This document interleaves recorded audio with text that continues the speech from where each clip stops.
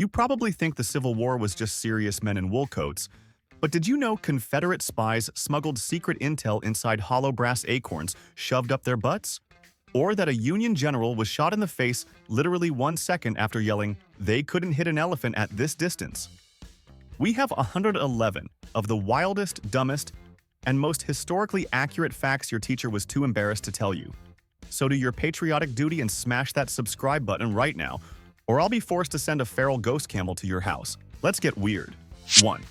Imagine being so unluckily cursed that the entire American Civil War follows you personally, like a bad ex.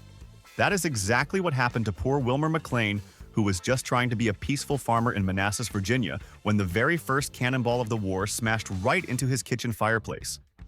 He panicked and moved his entire family 100 miles south to a quiet, boring spot called Appomattox to escape the fighting, but he simply could not hide. 4 years later, Robert E. Lee knocked on his front door to surrender to Ulysses S. Grant, right inside Wilmer's fancy new parlor. The war literally started in his backyard and ended in his front room. 2. You should never tempt fate, especially when fate is holding a long-range Whitworth sniper rifle. Union General John Sedgwick was a tough guy who refused to duck when bullets started flying at the Battle of Spotsylvania Courthouse because he thought his men were being cowards. He stood tall and shouted his famous last words, claiming that the Confederate snipers could not hit an elephant at this distance, which was a massive mistake. Exactly 1 second later, a bullet struck him right below his left eye and he collapsed instantly dead. He was the highest-ranking Union casualty of the war and proved that irony is actually the deadliest weapon on the battlefield. 3. General Stonewall Jackson was arguably the greatest tactical mind of the Confederacy, but he was also a complete hypochondriac who terrified his own doctors. He would ride into the heat of battle with his right hand raised high in the air because he genuinely believed his body was unbalanced and he needed to drain the blood back into his heart. He also had a bizarre obsession with lemons and would suck on them frantically while shouting orders to his men. He even banned black pepper from his diet because he claimed it made his left leg feel weak and painful, which is a medical symptom that absolutely no other human being has ever experienced. 4. The Battle of Shiloh was a bloody mess, but something truly supernatural happened in the mud that night when wounded soldiers noticed their injuries were glowing. Men looked down in the darkness and saw a faint blue light emanating from their open wounds, which must have convinced them they were already dead ghosts. This phenomenon was called angel's glow, and it was actually caused by a specific type of bioluminescent bacteria living in the dirt. The crazy part is that this glowing bacteria killed off the bad gangrene bacteria, so the soldiers who glowed like fireflies actually survived much longer than the guys who did not have the magic blue alien blood. 5. Confederate spies took the concept of secret intelligence to a completely disgusting level with a little device known as the rectal acorn. These were small, hollow brass capsules that looked innocent enough on the outside but were designed to hold secret messages.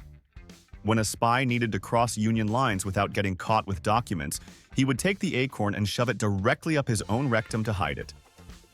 It was a foolproof plan because no Union soldier wanted to search there, but you have to wonder how awkward it was to deliver that message to a general. It was literally the dirtiest job in the entire war. 6. You have probably heard of the original Siamese twins named Chang and Eng Bunker, who were famous for being physically joined at the chest. Most people do not know they were actually wealthy slave owners living in North Carolina, who sent their sons to fight for the Confederacy. The Union Army actually tried to draft the twins themselves, but they came up with the ultimate medical exemption to get out of it. They pointed out that if one brother was drafted, the other would be forced to go illegally since they were attached. The military had no idea how to handle conjoined soldiers, so they just let them stay home and keep their slaves. 7. The Battle of Chickamauga was chaotic, but it got even dumber because both sides had a commander named Jefferson Davis. The Confederates were charging through the woods screaming about their President Jefferson Davis to pump themselves up for the fight. The Union soldiers heard the name Jeff Davis and assumed the rebels were talking about the Union General Jefferson C. Davis, who was nearby. The Union troops relaxed and lowered their rifles because they thought friends were approaching, and they were immediately surrounded and captured. It was the only time in military history that having a common name caused an entire unit to accidentally surrender without firing a single shot. 8. Abraham Lincoln is the face of the Union and the man who fought to destroy the Confederacy, but he died with their money in his pocket. After John Wilkes Booth shot him at Ford's Theater, the police emptied the president's pockets to identify him and found a very strange collection of items. He had 2 pairs of glasses and a pocket knife, but he also had a $5 Confederate banknote featuring the face of his enemy, Jefferson Davis. Nobody knows why he carried it, but some historians think he kept it as a souvenir to gloat that the South was beaten, and their money was now totally worthless paper. 9. Henry Morton Stanley is famous for finding Dr. Livingstone in Africa, but during the Civil War, he was the ultimate flip-flopper who just wanted to survive. He started the war fighting for the Confederacy at the Battle of Shiloh, but he got captured and hated prison so much he joined the Union Army. He got sick almost immediately, so he deserted the Army and decided to join the Union Navy instead because he thought it would be safer. He is the only man in history to serve in the Confederate Army, the Union Army, and the Union Navy, which proves he had absolutely no loyalty to anything except staying alive. 10. Confederate General Nathan Bedford Forrest was a terrifying man who seemed impossible to kill no matter how many bullets flew at him. He was famous for engaging in hand-to-hand combat, and over the course of the war he had 29 different horses shot out from under him. Most generals stay in the back, but Forrest was so aggressive that he personally killed 30 enemy soldiers in close-quarters combat. He used to brag that he was one up on the enemy because he had killed one more man than the number of horses he had lost. It was a grim scorecard that only a guy like Forrest would keep. 11. The Civil War was brutal, but the soldiers often got bored of shooting each other and just wanted a decent snack. Pickets on opposite sides of the river would frequently yell out to call unofficial timeouts so they could trade their most valuable contraband goods. The Union boys had plenty of coffee but no tobacco, while the Confederates had massive amounts of tobacco but were desperate for caffeine. They would literally float little toy boats made of wood across the water filled with beans and leaves to swap supplies. They would joke and insult each other like old friends for 10 minutes and then immediately go back to trying to murder each other. 12. Imagine being the guy who keeps fighting the war for months after your side has already surrendered and gone home. The Confederate ship CSS Shenandoah was prowling the freezing waters of the Arctic Ocean, hunting for Yankee whaling ships to destroy. They completely ignored the rumors that Lee had surrendered back in April and kept blowing up unarmed whalers all the way into June because they thought it was fake news. They destroyed nearly 40 vessels and disrupted the entire New England economy before a British captain finally showed them a newspaper proving the war was over. They had unknowingly become pirates fighting a war that did not exist anymore. 13. General Philip Kearny was the closest thing the Union Army had to a real-life pirate, and he terrified everyone who met him. He had lost his left arm years earlier during the Mexican War, but he refused to let a missing limb stop him from leading cavalry charges. He would ride into the heat of battle holding his horse's reins, clamped tightly between his teeth so he could swing his sword with his one good hand. He was famous for shouting at his terrified troops to stop worrying about dying, because men who were afraid to die were not men at all. Even the Confederates respected him as the bravest maniac on the field. 14. The Confederates knew they could not match the Union Navy in a fair fight, so they started inventing dirty tricks that looked like innocent rocks. They created the coal torpedo, which was essentially a hollow iron bomb, painted black and shaped to look exactly like a lump of coal. Secret agents would sneak into Union naval yards and toss these fake lumps into the coal piles used to fuel the steamships. When a stoker shoveled the bomb into the ship's furnace, it would explode and blow the boiler apart. It was effective terrorism, but it made Union sailors paranoid about every single piece of fuel they touched for the rest of the war. 15. The Confederacy was desperate for gunpowder, but they lacked one key ingredient called niter, which could unfortunately be harvested from human urine. The government actually sent out agents with wagons to collect chamber pot contents from families across the South to extract the chemicals. It was a humiliation for the proud Southern ladies who had to save their pee for the cause, and the Union soldiers loved it. They wrote mocking songs about the rebel dependence on chamber lye, and joked that the Confederacy was literally trying to fight a war using nothing but their own waste.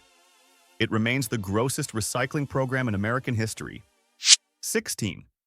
Union General Dan Sickles was a scoundrel who lost his leg to a cannonball at Gettysburg because he disobeyed orders and marched into a trap. Instead of being sad about his amputation, he realized he could turn his own tragedy into a weird tourist attraction. He donated his shattered leg bones to the Army Medical Museum in Washington, D.C., and he would regularly visit the museum to say hello to his old leg. He would even bring his friends to stare at the bones in the glass case on the anniversary of the battle. He was the only general in history to have a reunion with his own skeleton. 17. When black soldiers joined the Union Army to fight for their freedom, they were insulted with a paycheck that was significantly lower than white troops. The government offered them $10 a month minus a clothing fee, while white soldiers got $13 with no deduction. The men of the 54th Massachusetts were so offended by this racism that they refused to accept any money at all. They fought and died for 18 months completely for free rather than accept unequal pay. The pressure finally forced Congress to cave in and grant them full back pay, proving that their protest was just as powerful as their bayonets. 18. The Battle of Gettysburg was the turning point of the entire war, but it started over something incredibly mundane, like footwear. Neither General Lee nor General Meade planned to fight at that specific Pennsylvania town, but a Confederate division heard a rumor that there was a supply of shoes there. The rebel soldiers were barefoot and desperate, so they marched into town looking to steal some boots and accidentally bumped into Union cavalry. Both sides started feeding more and more troops into the skirmish until it spiraled into a massive 3-day bloodbath. The fate of the nation was decided because some guys just wanted comfortable feet. 19. The CSS Hunley was the first submarine in history to sink an enemy ship, but it was basically an underwater metal coffin for anyone inside. It sank during testing and killed 5 men. Then it was raised and sank again, killing the entire second crew. Despite knowing this, a third crew volunteered to pile into the death tube and actually managed to torpedo a Union ship. The victory was short-lived because the explosion likely knocked them unconscious, and they sank for the third and final time. The submarine succeeded in killing more Confederates than Union sailors, proving it was the most dangerous weapon ever built for its own side. 20. Abraham Lincoln almost died a year before his actual assassination when he was riding his horse alone near the soldiers' home in Washington. A sniper hidden in the bushes took a shot at him, and the bullet passed right through his tall stovepipe hat. It knocked the hat off his head but missed his skull by mere inches. Lincoln calmly picked up the hat with a fresh bullet hole and rode back to the White House without telling anyone because he did not want to worry his wife. He joked about it later, but he came within a single inch of changing history a year early. 21. The word hobo feels like it has always existed, but it likely started as a direct result of the Civil War ending. Thousands of soldiers were discharged with no money, no jobs, and often no homes to return to, so they started wandering the country. They would hop on freight trains to travel for free, and they often carried their only possessions in a sack tied to a stick. Many of them would tell people they were homeward bound when asked where they were going. The theory is that homeward bound eventually got shortened to just hobo. It is a sad origin story for a word we now associate with cartoons. 22. The Battle of the Wilderness was a tactical nightmare, but it turned into a literal horror movie when the forest itself caught fire. The fighting was so intense in the dry woods that the muzzle flashes and cannon sparks ignited the dead leaves and underbrush. The fire spread rapidly between the lines where hundreds of wounded men from both sides were lying helpless in the dirt. Soldiers stopped shooting and watched in horror as the flames consumed their screaming comrades because the fire was too hot to rescue them. It was a moment where nature became a bigger killer than the enemy army. 23. Ulysses S. Grant was the tough guy who won the war, but he had a deeply embarrassing moment in New Orleans that almost cost him his career. He was reviewing General Banks's troops and riding a strange horse that got spooked by a steam whistle. The horse reared up and fell over, crushing Grant's leg so badly he couldn't walk for weeks. The Union's top general was completely bedridden and had to be carried on a litter during the Chattanooga campaign. He basically commanded an entire army while lying down in pain because he fell off a horse at a parade. 24. We know women fought in the war disguised as men, but one Union soldier managed to keep her secret until the absolute last second. A soldier in an Ohio regiment was doing her duty, marching and drilling, just like everyone else for months without raising suspicion. Her cover was only blown when she suddenly went into labor right in the middle of the camp. You can imagine the shock of her tent mates when the guy they had been sharing coffee with for months suddenly gave birth to a healthy baby. She was immediately discharged for being a woman and presumably for being the toughest mother in American history. 25. The U.S. Army had a brilliant idea to import camels to Texas right before the war started, thinking they would be perfect for the desert. They bought dozens of camels from the Middle East, and they actually worked great for hauling supplies, but the soldiers hated them. The camels smelled terrible, spit on everyone, and terrified the horses and mules, causing stampedes whenever they got close. When the war started, the Confederates captured the camels but didn't know what to do with them, so they just let them go. Ghost camels were spotted wandering the Texas desert by confused cowboys for decades afterward. 26. Every American kid learns that Abner Doubleday invented baseball in Cooperstown, New York, but that is a complete lie invented to make the sport seem patriotic. Doubleday was a real Union general who fired the first Union shot at Fort Sumter, but he never claimed to invent baseball. He was actually at West Point during the year he was supposedly inventing the game in his backyard. The myth was created by a sporting goods tycoon years later to sell more bats. Doubleday died without ever knowing he would be famous for a game he had absolutely nothing to do with. 27. General John Bell Hood was a brave fighter, but at the Battle of Franklin, he let his anger destroy his own army in a single afternoon. He was furious that the Union Army had slipped past him the night before, so he ordered a massive frontal assault without artillery support. He sent 20,000 men charging across open ground directly into prepared Union trenches armed with repeating rifles. It was suicide. In 5 hours, he lost 6,000 men and 6 of his own generals were killed. He effectively erased the Army of Tennessee from existence because he threw a temper tantrum. 28. Before he became the hero who marched to the sea, William Tecumseh Sherman was actually fired for being crazy. Early in the war, he was stationed in Kentucky and started ranting to reporters that the war would last for years and require millions of men. The press called him insane, and the army relieved him of command, sending him home to recover from a nervous breakdown. It turned out he was the only one who was actually sane because his predictions were 100% correct. Grant brought him back, and Sherman proved that being a little bit crazy is exactly what you need to win a war. 29. Pickett's charge is famous for being brave, but mathematically, it was one of the dumbest decisions ever made. General Lee ordered 2,500 men to walk slowly across a mile of open field toward a Union army that was hiding behind a stone wall with cannons. They were easy targets for nearly an hour. The Union artillery blew giant holes in their lines, and when they got close, the infantry mowed them down.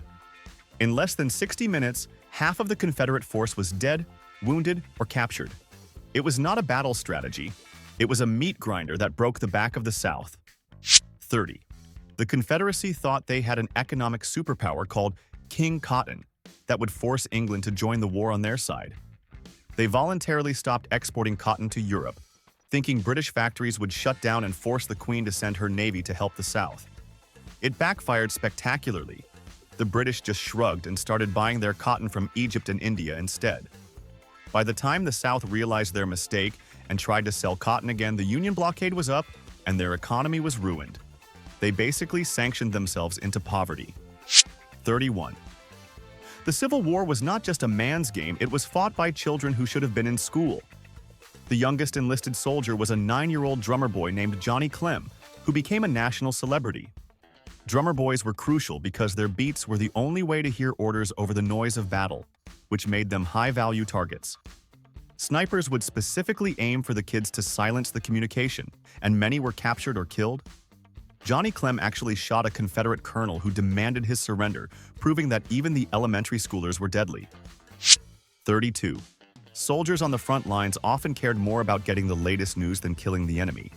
During long stalemates, Union and Confederate troops would get bored and want to read the other side's newspapers to see what was happening.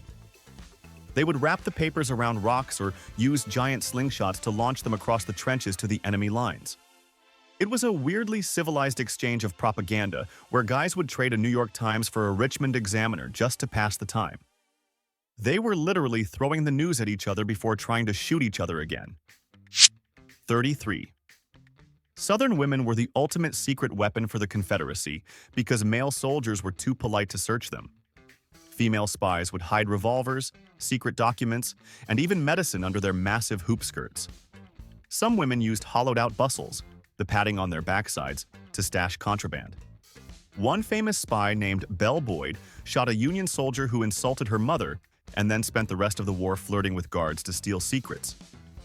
They turned Victorian fashion and male chivalry into a devastating espionage network that the Union Army never fully figured out how to stop. 34. The Union Army used hot air balloons for reconnaissance, but it was a dangerous job for all the wrong reasons. One poor observer went up in a tethered balloon to spy on Confederate movements, but he made the mistake of being extremely drunk. He leaned over the edge of the basket to get a better look, or maybe just to vomit, and lost his balance. He tumbled out of the basket midair and fell to his death in front of his entire unit. It was a tragic reminder that operating heavy machinery and drinking alcohol was a bad combination even in the 1860s. 35. If you think your bad days are rough, just be glad you weren't at Antietam on September 17, 1862. It remains the single bloodiest day in American history, with 23,000 casualties in just 12 hours of fighting. That is more Americans lost in one day than in the entire War of 1812, the Mexican War, and the Spanish-American War combined. The carnage was so bad that a sunken road became known as Bloody Lane because bodies were piled up like sandbags. It was the day the war stopped being a political dispute and became a slaughterhouse. 36. Mascots are usually cute dogs, but the 8th Wisconsin Regiment decided to bring a literal apex predator to the war. They carried a live bald eagle named Old Abe on a special perch next to their flag during battles. The bird would screech and flap his wings when the cannons started firing, which the soldiers loved and the Confederates hated. Southern generals actually put a bounty on the bird, ordering their men to shoot the Yankee buzzard instead of the soldiers. Old Abe survived over 30 battles and retired to live in the state capitol building as a war hero. 37. The 11th Pennsylvania Infantry had a mascot that was more loyal than most human soldiers. Sally was a brindle Staffordshire Terrier who marched with the regiment and stood on the front lines, barking at the enemy. At the Battle of Gettysburg, she got separated in the chaos, and the men thought she was gone forever.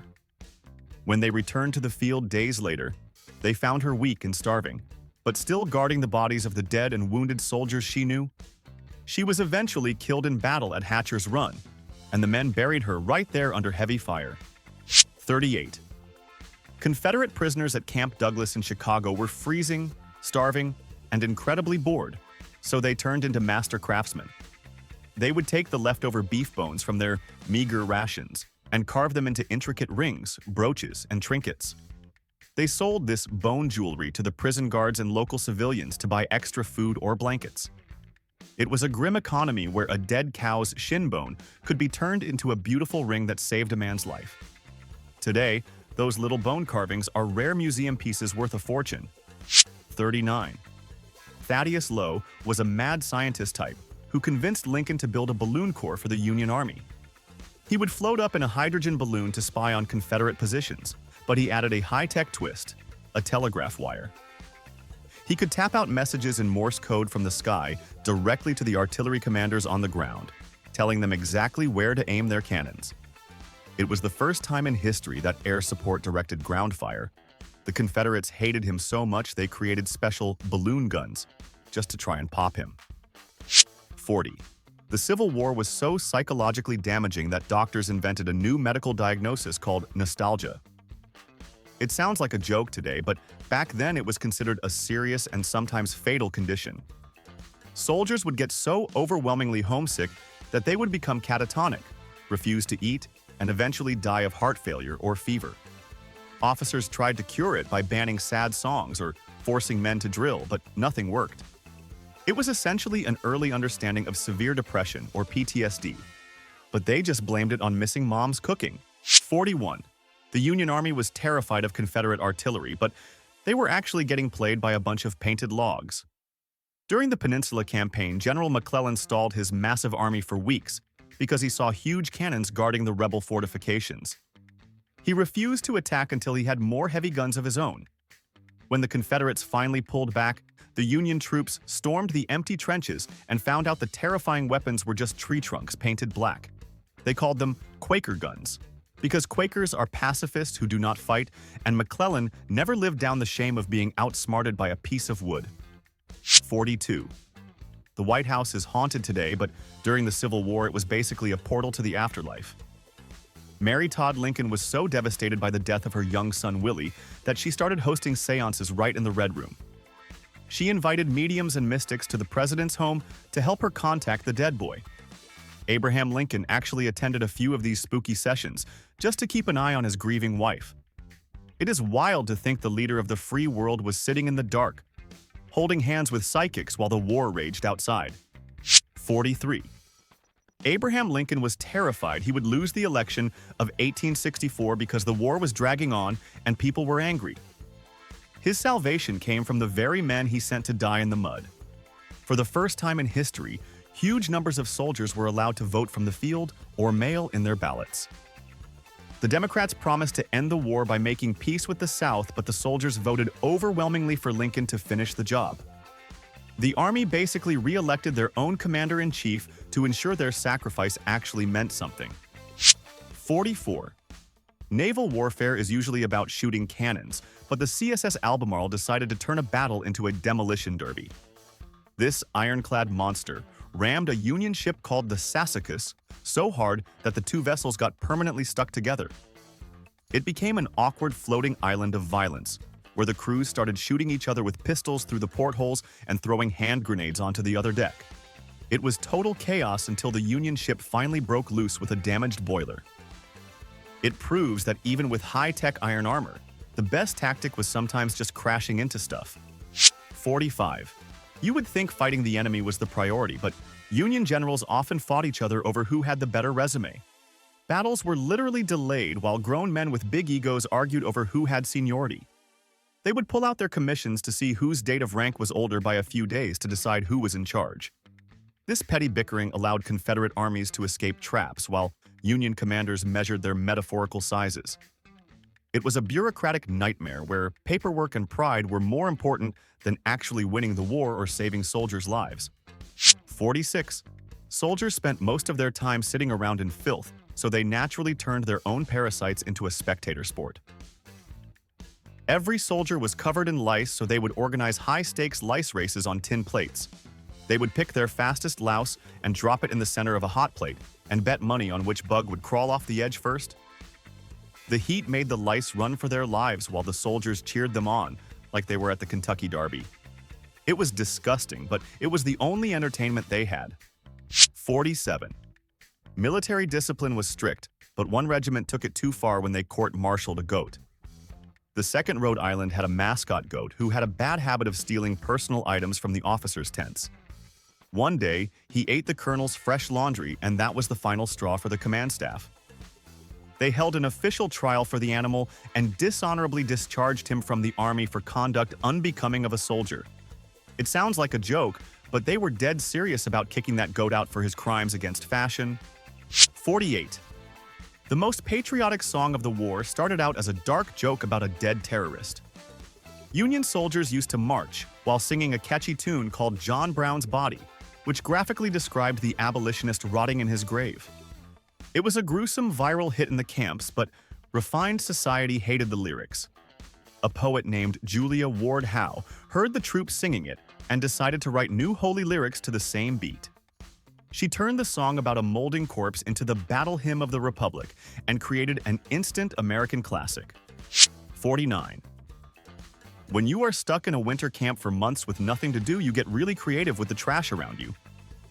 Soldiers would take the soft lead bullets meant for killing enemies and carve them into tiny, intricate chess pieces. They whittled knights and bishops out of ammunition and used scraps of wood to make the boards. It was a strange contrast to see men playing a strategic war game using the very metal that might kill them the next spring. Some of these bullet chess sets still exist today as tiny masterpieces of boredom. 50. General Ambrose Burnside was a terrible commander who led the Union into a disaster at Fredericksburg, but his legacy lives on in your face.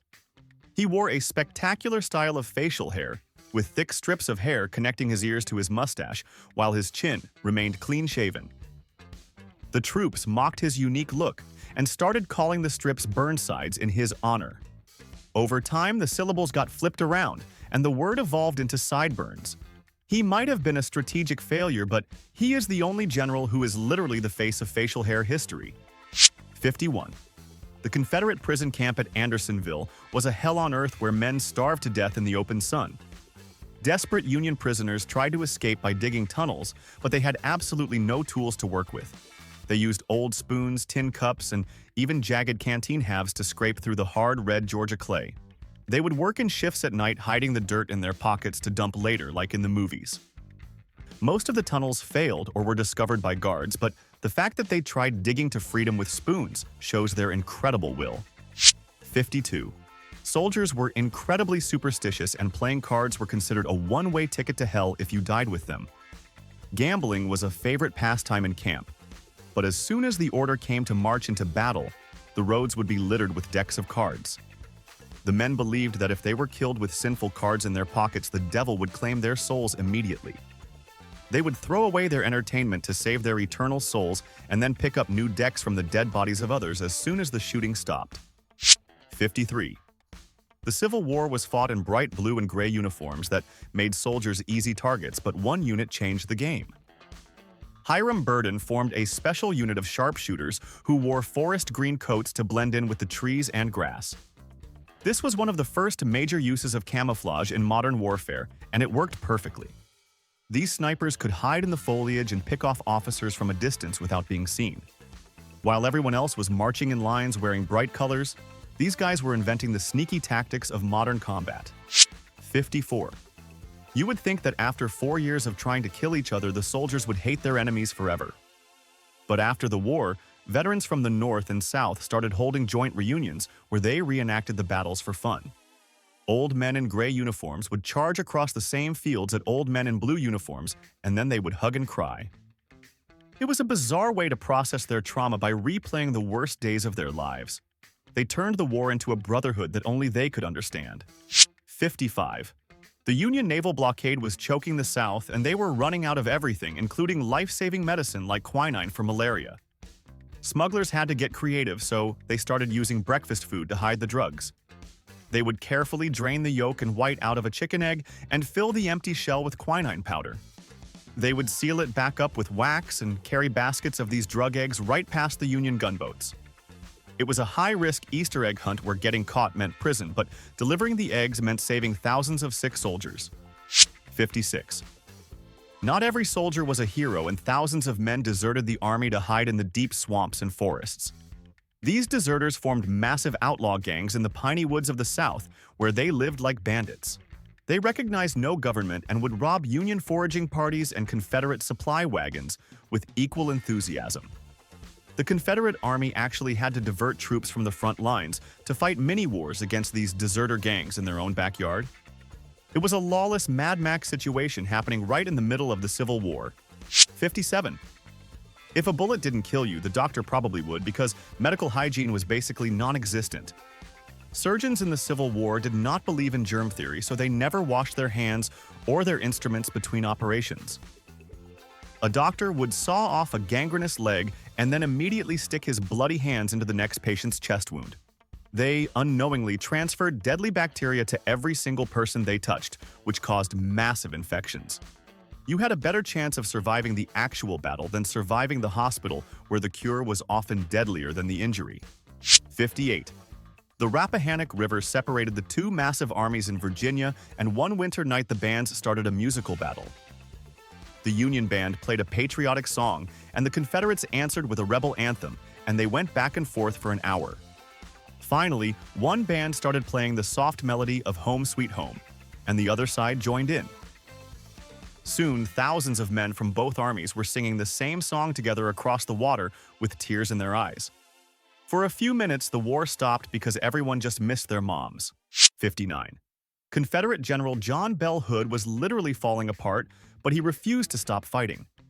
By 1864, his left arm was paralyzed and useless from a wound at Gettysburg, and his right leg had been amputated at Chickamauga. Most men would retire, but Hood demanded to be strapped into his saddle so he could lead his troops into combat. He rode into battle with one good limb and a prosthetic leg looking like a 19th century cyborg. His aggressive stupidity destroyed his army, but you have to respect the sheer toughness of a guy who needs a seatbelt to go to war. 60. The USS Monitor was the ship that changed the world, but it looked absolutely ridiculous to everyone who saw it. It had a flat iron deck that sat barely above the water and a single rotating turret in the middle. The Confederates laughed and called it a cheese box on a raft because it looked like a piece of trash floating down the river. But when that turret started spinning and firing cannons in any direction, the laughing stopped. It proved that wooden ships were obsolete, and the age of ugly industrial naval warfare had officially begun. 61. Discipline in the Civil War was less about push-ups and more about torture that looked like a bad fraternity haze. If a soldier got caught stealing or being lazy, officers ordered a punishment called bucking and gagging. They made the guy sit in the dirt, tied his hands, pulled his knees to his chest, and jammed a stick under his knees to lock him in a ball. Then they shoved a gag in his mouth for good measure. He would be left sitting there in the sun for hours like a human pretzel while his friends laughed. It was painful, humiliating, and incredibly effective at stopping theft. 62.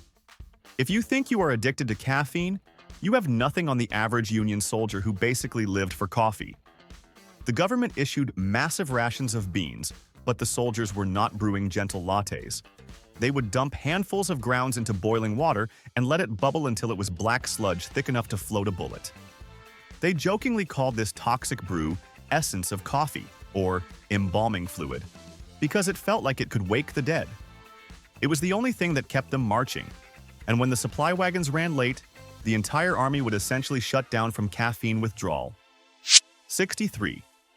Most battles were fought for strategic ground, but one skirmish near the Rappahannock River was fought entirely for delicious summer fruit. A group of hungry Union soldiers spotted a juicy watermelon patch in the middle of no man's land and decided to sneak out for a snack. Unfortunately, a Confederate patrol saw the same melons and had the exact same idea. Both sides started shooting at each other, not for freedom or states' rights, but for the right to eat a watermelon. The fighting escalated until artillery was called in, destroying the patch and proving that hungry men with guns will fight over literally anything. 64. We think of nurses like Clara Barton as saints, but back then, respectable society thought they were absolutely scandalous. In the 1860s, it was considered highly improper for a woman to see a man's naked body, even if that man was bleeding to death. When female nurses started working in field hospitals, people back home were horrified that they were looking at bare male chests and legs. Critics called them camp followers and questioned their morals just for doing their jobs. These women had to fight the patriarchy while simultaneously fighting gangrene, which makes their heroism even more impressive than we usually give them credit for. 65. Inflation in the Confederacy got so bad that money eventually became cheaper than actual paper. By 1864, the Confederate dollar had crashed so hard that it took hundreds of dollars just to buy a loaf of bread. People realized their stacks of cash were totally worthless for buying things, but the paper itself was still durable. Civilians started using sheets of uncut banknotes to wallpaper their living rooms because it was cheaper than buying real wallpaper. It was a dark interior design choice to cover your walls with the failed economic promises of a dying nation, but at least it looked expensive. 66. Soldiers often sent souvenirs home to their families, but some of the items were straight out of a horror movie. It was shockingly common for soldiers to walk through the battlefield after a fight and use pliers to pull teeth out of the dead bodies. They would clean up these human molars and mail them back to their wives or sweethearts as trophies of their victory. It is hard to imagine a wife opening a letter expecting a romantic poem and finding a bloody tooth instead. But that was the grim reality of how desensitized these guys became to death and violence. 67. Prisoner exchanges were serious business where generals traded captured soldiers, but the 102nd Pennsylvania negotiated a trade for a dog. Their mascot was a bulldog named Jack, who loved the regiment and hated the rebels. Jack was captured during a battle, and the men were more devastated about losing him than losing the battle. They formally petitioned Confederate authorities to exchange a Confederate prisoner of war for the return of their dog. The rebels actually agreed, and Jack was swapped for a human soldier. He went right back to duty and was eventually buried with full military honors like the good boy he was. 68. Being a prisoner of war was boring, so the inmates at camps like Libby Prison became amateur theater producers to stay sane. They would stage full plays and musicals using whatever scraps they could find. Since there were obviously no women in the prison, the male soldiers had to play the female roles. They would craft dresses out of blankets and use axle grease for makeup to transform into leading ladies. These drag shows became incredibly popular, with guards and prisoners both watching bearded men sing soprano. It was a weird moment of shared humanity where entertainment mattered more than the war. 69. Regiments loved weird pets, but one unit made a huge mistake by adopting a cute little bear cub as their mascot. It was adorable when the bear was small, wrestling with the soldiers and eating hardtack from their hands. But bears do not stay small forever. As it grew into a massive apex predator, it started terrorizing the camp and spooking the cavalry horses, causing stampedes. The officers eventually realized that having a wild beast in a military camp was a liability. They had to get rid of the bear because it was becoming more dangerous to their own army than the Confederates. 70. The First Battle of Bull Run was the first major fight of the war, and civilians treated it like a tailgate party. Hundreds of people from Washington, D.C., including congressmen and wealthy families, rode carriages out to the battlefield to watch the show. They brought picnic baskets, wine, and opera glasses, expecting an easy Union victory. When the Union line broke and the soldiers started running away in terror, the panic spread to the picnickers. The retreat became a traffic jam of fleeing carriages and screaming civilians who realized too late that war is not actually a spectator sport for the weekend. 71. When you are stuck in a muddy trench for weeks, the mud eventually becomes your art supply. Soldiers on both sides discovered that the clay in the ground was perfect for carving, so they started making tobacco pipes. They would dig up a clump of clay, shape it into a pipe bowl, and carve intricate faces or symbols into it while it dried in the sun. Some of these mud pipes were incredibly detailed works of art, created by guys who were just trying to pass the time before the next attack. It was a small creative outlet in a world of destruction. 72. We talk about bullets and bayonets, but the number one enemy of the Civil War soldier was his own digestive system. The army rations were so terrible, often consisting of moldy bread and rotten meat, that dysentery was rampant. After the war, the U.S. government was flooded with pension claims from veterans. Thousands of tough men who survived cannon fire officially applied for disability benefits, citing chronic diarrhea as their war wound. It is not exactly the glorious injury they put in the movies, but it was a debilitating condition that ruined lives long after the shooting stopped. 73. Drums were not just for making cool music. They were the tactical radios of the 19th century battlefield. In the chaos of combat, with smoke blinding everyone and cannons roaring, a soldier could not hear his officer screaming orders. But he could hear the high-pitched crack of a snare drum. Drummer boys had to memorize dozens of specific beat patterns that meant everything from attack to retreat to breakfast. If a drummer played the wrong beat, he could accidentally send an entire regiment marching into a death trap. That is why those kids were so important, and why the enemy tried to shoot them first. 74. Robert E. Lee loved his horse traveler almost as much as his family, but fame came at a painful price for the animal. After the war, Lee became a celebrity, and everywhere he went, people wanted a piece of history. Fans would sneak up behind the general's horse and pluck hairs right out of Traveler's tail to keep as souvenirs. The poor horse eventually had almost no tail left because Americans could not stop stealing his hair. It got so bad that Lee had to post guards around his own horse just to keep his butt from going completely bald. 75. Soldiers were amateur meteorologists who believed they could predict the weather using gunpowder. After huge battles, it often seemed to rain heavily, and the troops developed a theory that cannon fire caused storms. They believed the massive concussions and the thick clouds of sulfur smoke floating into the sky actually agitated the atmosphere and forced the rain down. Men would bet money on rainstorms as soon as the artillery started firing. While science says this is probably a coincidence, the soldiers were absolutely convinced that they were fighting a war that literally changed the weather patterns above their heads. 76. Sam Davis was a young Confederate spy known as the boy hero of the Confederacy. But his execution was a botched nightmare. He was captured with secret papers and sentenced to hang, but he refused to give up his source. When the executioner dropped the trapdoor, the rope snapped, and Davis fell to the ground unharmed. They reset the gallows, tied a new rope, and tried again, and the rope broke a second time. It was a gruesome scene that horrified the soldiers watching. On the third try, the rope finally held, ending the life of a kid who just would not die. 77. The Victorian era was obsessed with death, and the Civil War took that obsession to a weird new level with hair jewelry. When a soldier died, his comrades would often cut a lock of hair from his head before burying him. They would weave this hair into intricate rings, bracelets, or brooches to send home to his mother or widow.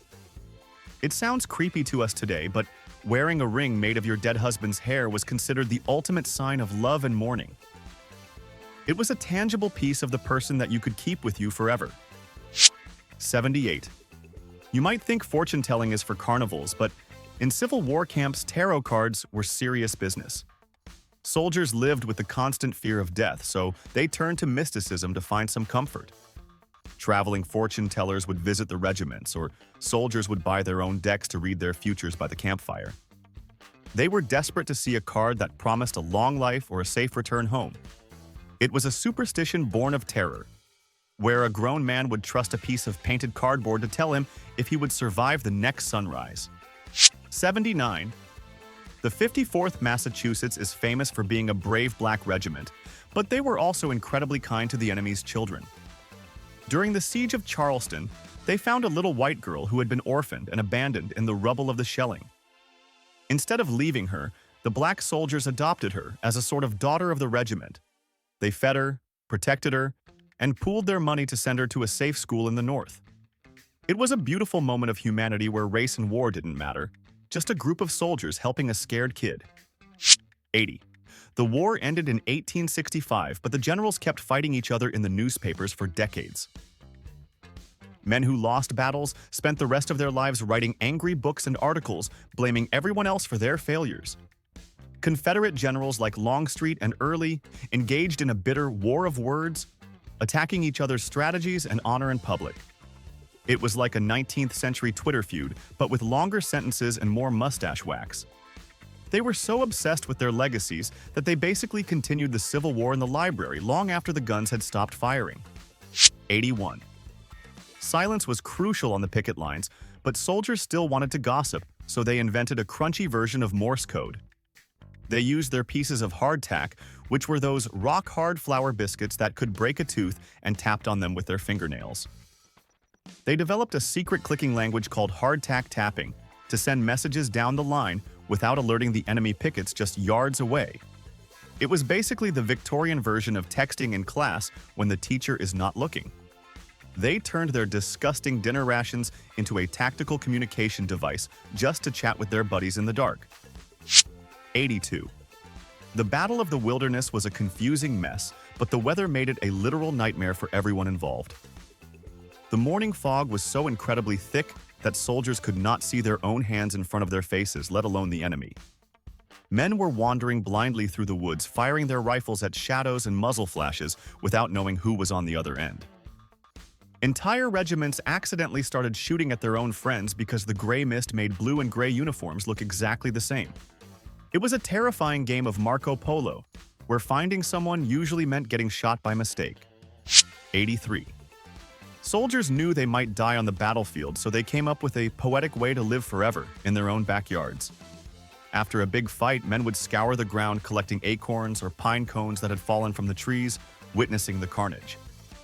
They would mail these seeds home to their families with instructions to plant them in the garden as a living memorial. These so-called battle trees grew up all over America as silent tributes to the men who fought beneath their parent trees. It is a beautiful but haunting thought that many old oaks in America today started as battlefield souvenirs. 84. Most sane people run away from bullets, but Union General John Logan decided to turn them into a high-stakes collection hobby. Whenever he was in the heat of battle and a bullet whizzed past his head or landed in the dirt near his feet, he would pick it up. He kept these spent rounds in his pocket as lucky charms, believing that if he possessed the bullet, it could not kill him.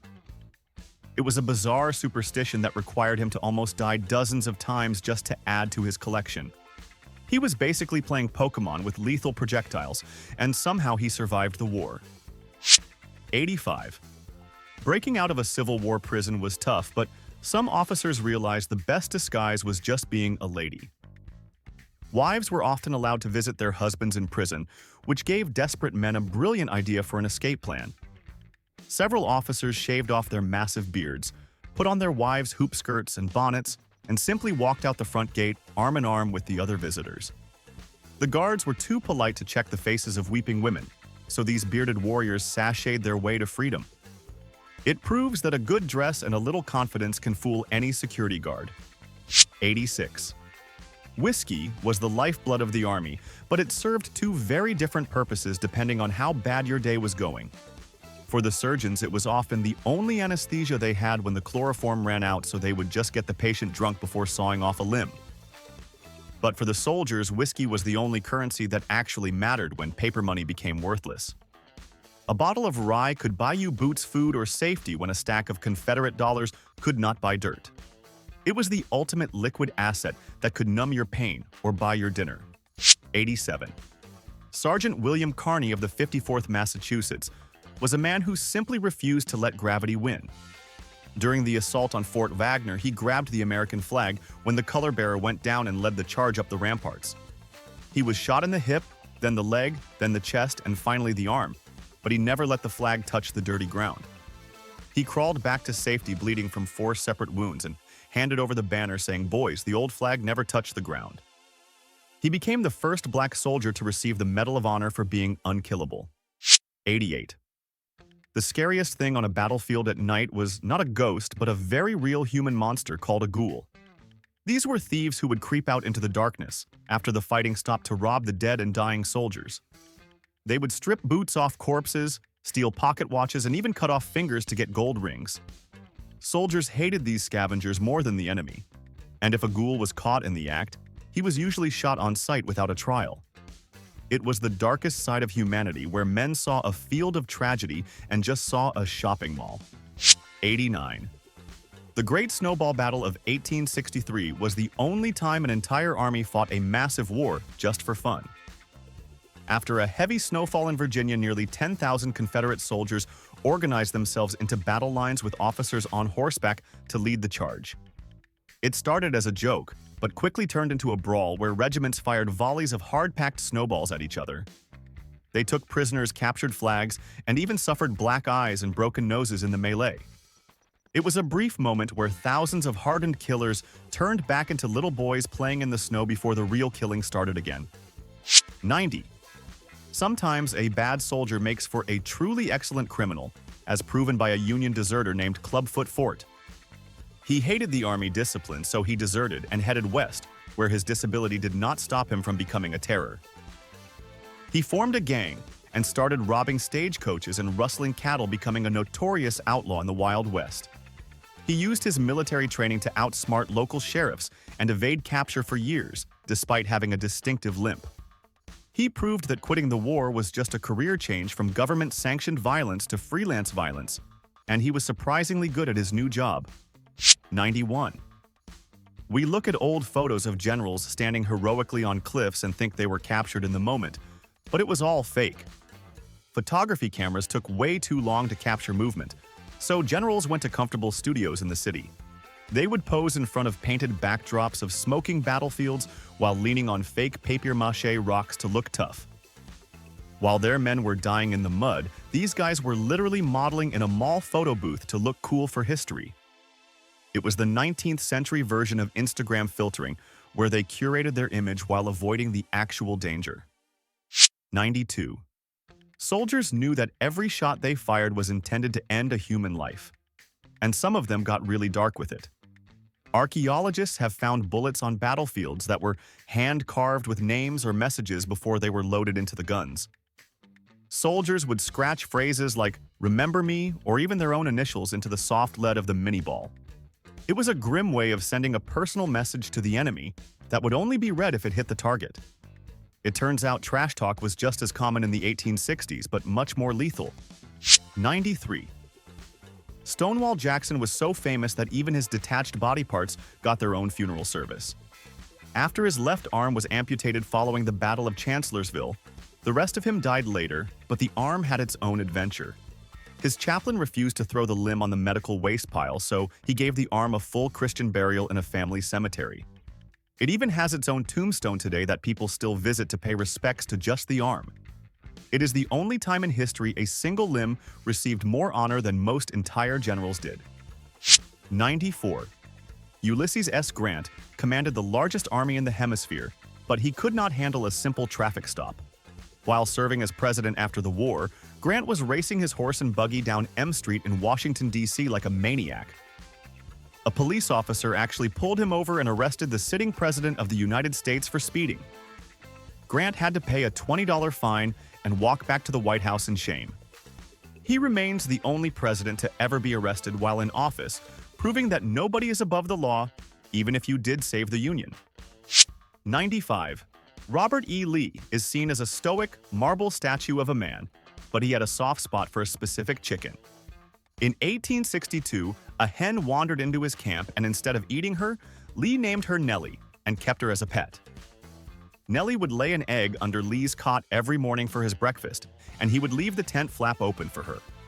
She traveled with the Army of Northern Virginia for 2 years until the Battle of the Wilderness, when she mysteriously vanished.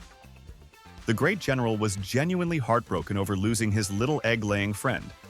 96. The amount of lead fired during the Battle of the Wilderness was so astronomical that it ruined the local economy for decades. The trees in that part of Virginia were absolutely packed with millions of bullets trapped deep inside the wood as the trees grew. Years later, when loggers tried to harvest the timber, the hidden lead bullets would shatter the metal saw blades at the mills. It became known as a dead zone for lumberjacks because the forest was still fighting back. The war ended in 1865, but those trees kept destroying equipment well into the 20th century. 97. When Lee surrendered to Grant at the McLean House, the moment was solemn, but as soon as the generals left, the soldiers went wild. Union officers began looting Wilmer McLean's parlor to grab souvenirs of the historic event. They cut up the sofas for fabric swatches, and General Sheridan even stole a rag doll belonging to McLean's little daughter. He tossed it to his aide to give to his own kids back home, which is objectively a jerk move. That stolen doll traveled around the world before finally being donated to a museum, where it sits today as evidence of victory theft. 98. Abraham Lincoln's face is on the penny and the $5 bill, but he only looks that way because of a sassy kid. In 1860, Lincoln was clean-shaven and looking kind of gaunt when an 11-year-old girl named Grace Bedell wrote him a letter. She told him bluntly that his face was too thin and that all the ladies like whiskers, so he should grow a beard to win the election. Lincoln actually took her advice, grew the beard, and then stopped his train to meet her on the way to his inauguration. A tween girl literally designed the most famous face in history. 99. The Battle of Fredericksburg was a slaughter, but the night ended with a cosmic light show that nobody expected. As the wounded lay freezing on the field, the aurora borealis suddenly appeared in the sky, which is incredibly rare that far south. The Confederates cheered because they thought the red lights were a sign that God was celebrating their victory. The Union troops looked up and saw the sky turning blood red and thought it was a grim omen of their defeat. Both sides were staring at the same science phenomenon but saw two completely different messages from the universe. 100. We know Harriet Tubman for the Underground Railroad, but she was also the first woman to lead a military assault in American history. In 1863, she guided 3 Union steamboats around Confederate mines in the Combahee River because she had gathered intel from enslaved people in the area. She led the raid alongside Colonel James Montgomery, and they burned plantations and liberated over 700 enslaved people in a single night. She stood on the deck singing hymns while people rushed to the boats for freedom. She was not just a conductor, she was a genuine Special Forces commander. 101. The Victorian era turned grief into a competitive sport with incredibly strict fashion rules for widows. If your husband died, you were socially required to wear heavy black clothing and veils for 2.5 years to prove you were sad enough. But one Confederate widow named Flora Cook Stewart took this to an extreme level that honestly seems exhausting. After her husband, General J.E.B. Stuart, was killed in 1864, She put on her black morning dress and refused to take it off. She wore black every single day for the next 59 years until she died in 1923. That is 6 decades of commitment to a sadness aesthetic. 102. You would assume the Confederacy printed their own money, but in the beginning they actually outsourced it to their enemies in New York City. The American Banknote Company was the best printer in the country, and they secretly produced the first batches of Confederate bonds and currency for a profit. They were literally printing the money that would be used to buy weapons to kill their own neighbors because business is business. The Union government eventually found out and threatened them with treason, so they stopped. But for a while, the South's rebellion was being funded by Northern printing presses. It was capitalism at its absolute worst. 103. General Sherman did not just want to defeat the South, he wanted to physically dismantle it so it could never fight again. His troops developed a special technique to destroy railroad tracks that was both effective and petty. They would rip up the iron rails and heat them over a bonfire until the metal was glowing red-hot and soft. Then they would twist the rails around the trunk of a nearby tree like a giant metal bow tie. They called these Sherman's neckties, and they were impossible to straighten out and reuse. It was heavy metal origami designed to tell the Confederates that their transportation network was officially canceled. 104. The telegraph was the internet of the 1860s, and just like the internet today, it was full of trolls and fake news. Confederate wiretappers would frequently tap into Union telegraph lines to listen to messages, but sometimes they got bored and decided to cause chaos. One operator sent a fake order pretending to be President Lincoln commanding a Union division to march immediately to a specific location. The troops packed up and marched for days through the mud only to arrive in the middle of nowhere and realize they had been pranked. It was the first time in history an army was defeated by a phishing scam. 105. Regimental mascots were usually loyal dogs, but the 12th Wisconsin decided to adopt a raccoon named Pete, who was a total criminal. Pete was cute, but he had an uncontrollable kleptomania problem when it came to shiny objects. He would sneak around the camp at night and use his little hands to pickpocket sleeping soldiers, stealing their buttons and coins. He even learned how to unscrew the caps on canteens to steal whiskey, which made him the most popular bad influence in the regiment. The soldiers forgave him because he was adorable, but Pete was essentially running a one-raccoon crime wave right under the nose of the officers. 106. General Sherman's march to the sea was brutal, but the scariest people were the ones following behind the actual army. These stragglers were called bummers, and they were rogue soldiers who operated without any officers or rules. They wandered the countryside foraging for food, which was a polite way of saying they stole absolutely everything that was not nailed down. They took chicken silverware and family heirlooms and burned down barns just for the fun of it. They were the walking nightmare of the South, proving that when authority breaks down the line between a disciplined soldier and a common bandit disappears completely. 107. We talk about brother fighting brother as a metaphor, but for the Crittenden family in Kentucky, it was a literal Greek tragedy. Thomas Crittenden became a major general for the Union, while his brother George Crittenden became a major general for the Confederacy. They fought on opposite sides of the same war, tearing their family apart at the dinner table. To make it even sadder, both brothers eventually lost their own sons in the fighting, meaning the war destroyed 2 entire generations of the same family. It is the perfect example of how the Civil War broke the heart of the nation by breaking the hearts of individual families first. 108. American soldiers love gadgets, and the Sharps Rifle Company tried to create the ultimate multi-tool for the caffeine-addicted troops. They manufactured a special carbine that had a mechanical coffee grinder built directly into the wooden stock of the gun. The idea was that a soldier could grind his beans and shoot rebels with the same device, which sounds amazing on paper. In reality, the grinder weakened the gun structure, and filling your weapon with coffee dust is a terrible idea for reliability. The soldiers hated them, but it remains the most American invention ever because it combined violence and coffee into one convenient package. 109. Music has the power to move people, but one song was so powerful, it was actually declared a tactical threat to the army. The ballad Lorena was a heartbreaking song about lost love that became incredibly popular in the camps on both sides. It was so depressing that soldiers who heard it would sink into deep despair and start crying about the girls they left back home. Confederate officers actually banned the song from being played because they believed it caused desertion and weakened morale. It is the only time in history a song was censored, not because it was offensive, but because it was just too sad. 110. The Union Army rules strictly forbade women from serving as officers, but nobody was brave enough to tell that to Nadine Turchin.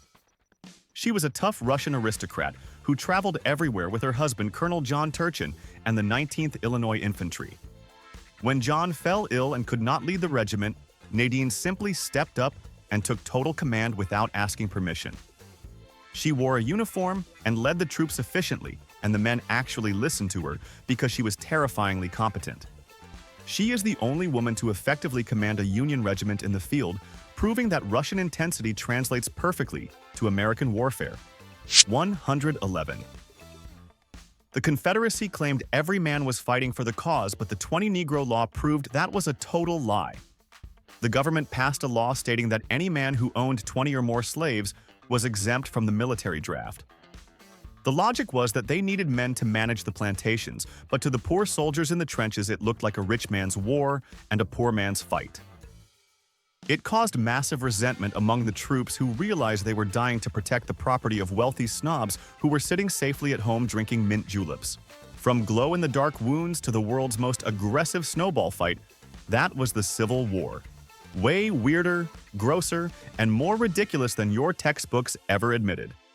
If you enjoyed learning about rectal acorns and exploding coal, do your patriotic duty.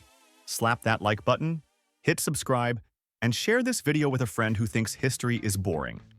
Here is the big question for the comments. Which one of these facts made you question reality the most? Was it the general who visited his own leg bone? Or the soldiers betting money on lice races? Drop your vote below. And don't go anywhere. If you think this was crazy, you need to click this video on the screen right now to see the dumbest things that happened in World War II. Or click this one for more history madness. Go ahead. Click it before I send General Lee's chicken to your house.